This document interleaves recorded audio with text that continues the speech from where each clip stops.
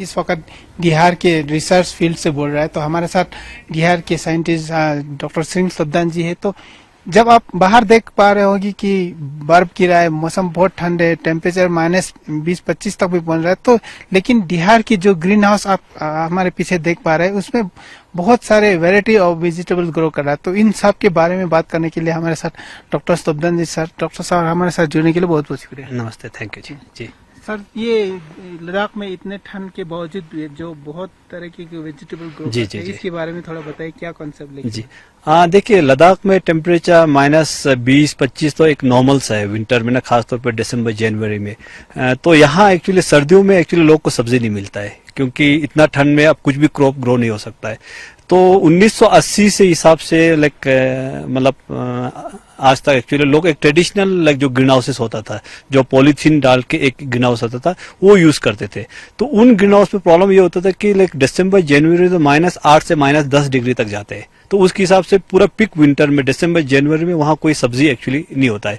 अगर हो भी जाए तो उसमें सिर्फ आपका लीफी वेजिटेबल्स आता है, जैसे आपका पालक है, उस टाइप से आता है। तो हमने यहाँ अभी ऑलमोस्ट 8-9 साल हो गया, हमने यहाँ पे रिसर्च करके एक लद्दाख ग्रीन हाउस हमने डेवलप किया था। ये ग्रीन हाउस ऐसा है कि इसमें बिना कोई हीटिंग का है, आपका इसमें टेम्परेचर माइनस भी नहीं जाता एक्चुअली। तो उसके हिसाब से इसका फायदा ये रहता है कि इस ग्रीन हाउस में एक्चुअली आपका फूल गोभी जो है, आपका ब्रोकली है, आपका नोल खोल है, इवन आपका टमाटर है, और इवन आपका शिमला मिर्च है, कुकुम्बर है, ये सारे चीजें एक्चुअली इस पे आपका ग्रो हो सकता है।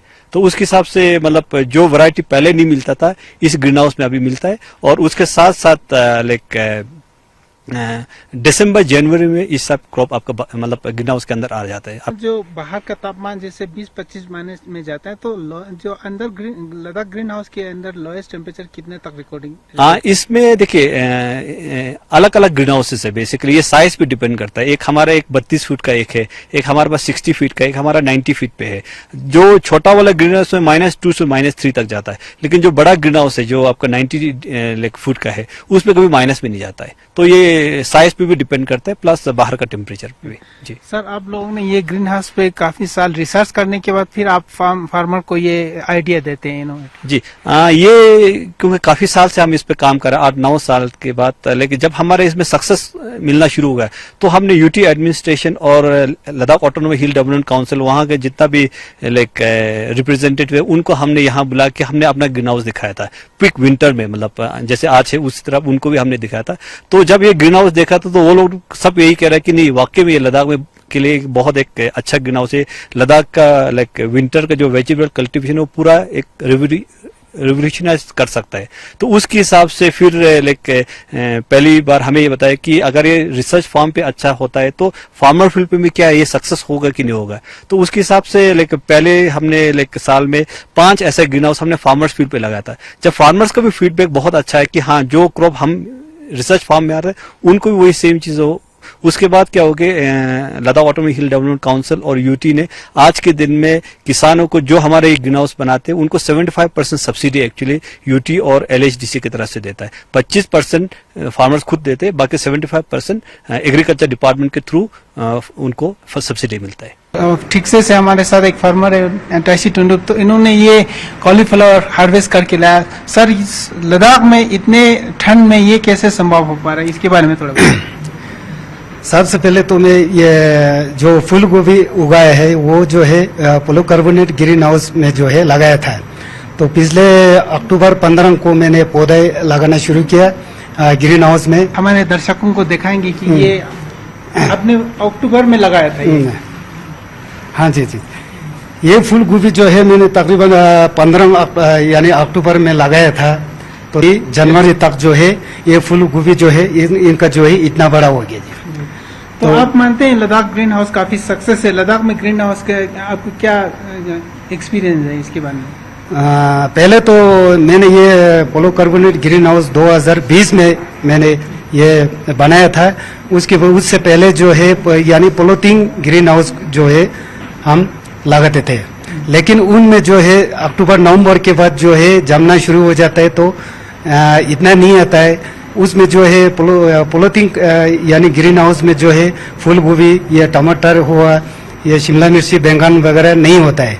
लेकिन पोलोकार्बोनेट ग्रीन हाउस में जो है गर्मी के टाइम पर जो है यानी कि टमाटर हुआ, बैंगन हुआ, शिमला मिर्ची हुआ यानी खीरा हुआ, ये सब जो है यानी पोलोकार्बोनेट ग्रीन हाउस में उगता है। जैसे इस ग्रीन हाउस का एक खासियत है, इसमें हम बिल्कुल हीटिंग यूज नहीं करते, कोई भी आपको इलेक्ट्रॉनिक गैजेट एक भी आपको नहीं मिलेगा। टोटली ये पैसिव सोलर ग्रीन हाउस, जितना भी धूप आता है उसी से एक्चुअली आपका लाइक यहाँ पे हीटिंग होता है। और दूसरा है कि हम जितना भी यहाँ प्रैक्टिस करते हैं एक्चुअली पूरा 100% ऑर्गेनिक करते हैं।